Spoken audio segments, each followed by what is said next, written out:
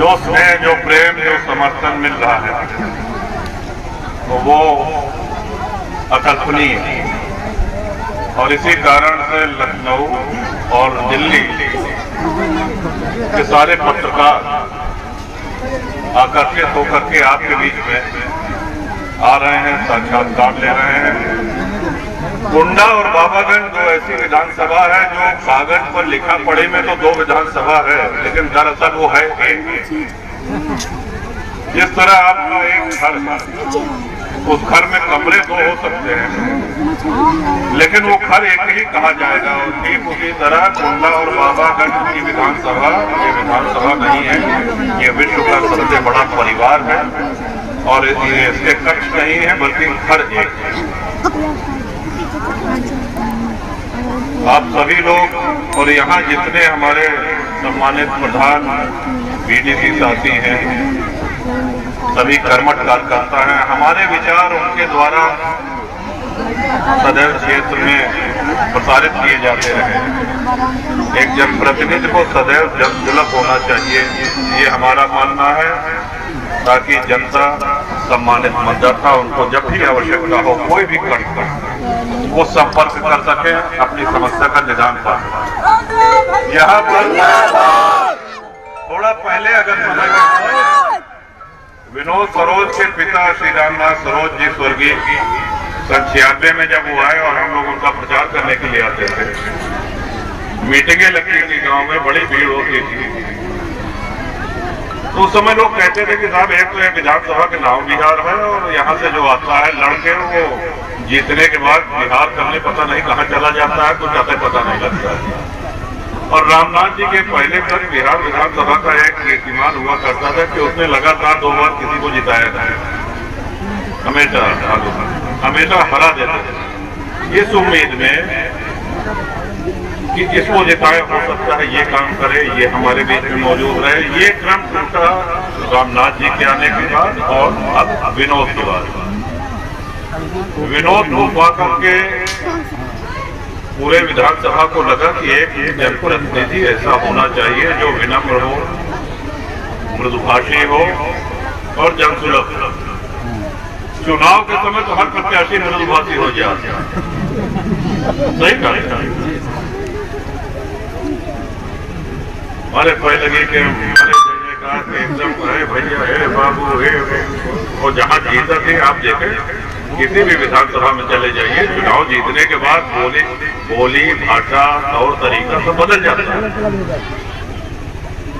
आपने बहुत सी लहरें देखी होंगी, लहर राजनीति। और जब बुजुर्ग हैं, जब 60 वर्ष के ऊपर के हैं, उनको याद होगा इमरजेंसी वाली लहर, जनता पार्टी इंदिरा गांधी इमरजेंसी, आप लोगों को अच्छी तरह याद है। पहली बार कांग्रेस की सरकार हटी, जनता पार्टी की सरकार आई, लेकिन कुछ ही दिनों में यानी कि 1.5 से 2 साल के अंदर जनता पार्टी की सरकार का आता पता नहीं चला, वो लहर समाप्त हो गई। फिर दोबारा देखिए आप, जनता दल की लहर आई, 1.5-2 साल हो रही। इसमें बड़ा चिंतन करने की आवश्यकता है, हम लोग कह रहे हैं। छोटी मोटी लहरें कई पार्टी की आई, हम लोगों ने देखा जिसकी लहर आई उसने टिकट लिया, विधायक जीत करके विधानसभा पहुंच गए, प्रचंड बहुमत की सरकार बनी। 2007 में भी हुआ, 2012 में भी हुआ, निकट अभी हाल की बात करें। लेकिन ये भी आप देखते होंगे कि लहर में जीते हुए विधायक अगली बार प्रायः चुनाव हार जाते हैं, उनको क्षेत्र की जनता नकार देती है। उसका कारण क्या है? कारण ये है कि वो जीतने के बाद क्षेत्र से, क्षेत्रवासियों से, इनसे दूर हो जाते हैं, इनसे अलग हो जाते हैं। गांव गली खेत खलिहान से उनका मन भर जाता है और लखनऊ और दिल्ली की चकाचौंध में वो जाकर के खो जाते हैं। वो ये भूल जाते हैं कि हम यहाँ से बने हैं, जिन्होंने हमको निर्वाचित किया है, जिन्होंने हमको ये गौरव दिया है, जिन्होंने हमको ये सम्मान दिया है, हमारी पहली जिम्मेदारी, हमारा पहला दायित्व उनके प्रति है।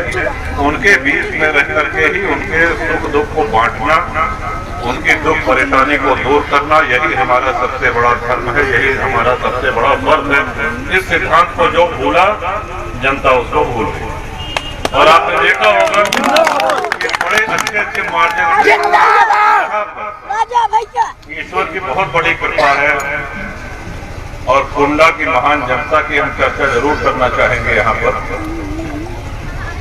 कि लगातार 6 बार, देखिए पूरे हिंदुस्तान की बात कर रहे हैं, उत्तर प्रदेश नहीं पूरे हिंदुस्तान में कोई भी विधानसभा ऐसी नहीं है जो लगातार 6 बार अपने ही मार्जिन को तोड़ करके नए कीर्तिमान बनाए।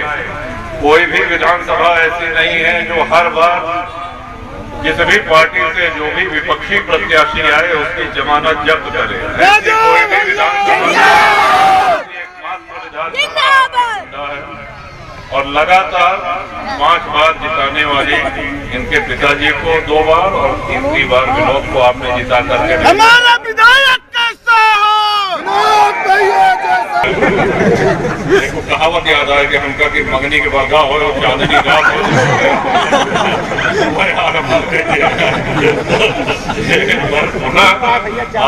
बस इसी तरह अपना परिवार में जैसे हंसी मजाक खिलखिलाना, अपनत्व, प्रेम, सहयोग, बिना किसी भेदभाव के, बिना किसी ऊंच नीच के, यही हमारा सपनों का परिवार है और विश्व का सबसे बड़ा परिवार है। बाबा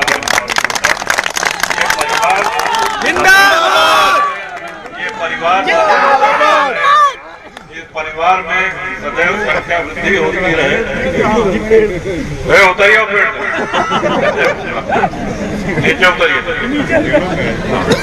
ये परिवार इसी तरह बढ़ता रहे, परिवार पर कभी कोई विपदा न आए, सदैव ईश्वर की कृपा, हनुमान जी महाराज की कृपा इस परिवार पर बनी रहे। इन्हीं शुभकामनाओं के साथ बहुत बहुत धन्यवाद, हृदय से आभार, विलंब से आने के लिए क्षमा, बहुत बहुत धन्यवाद।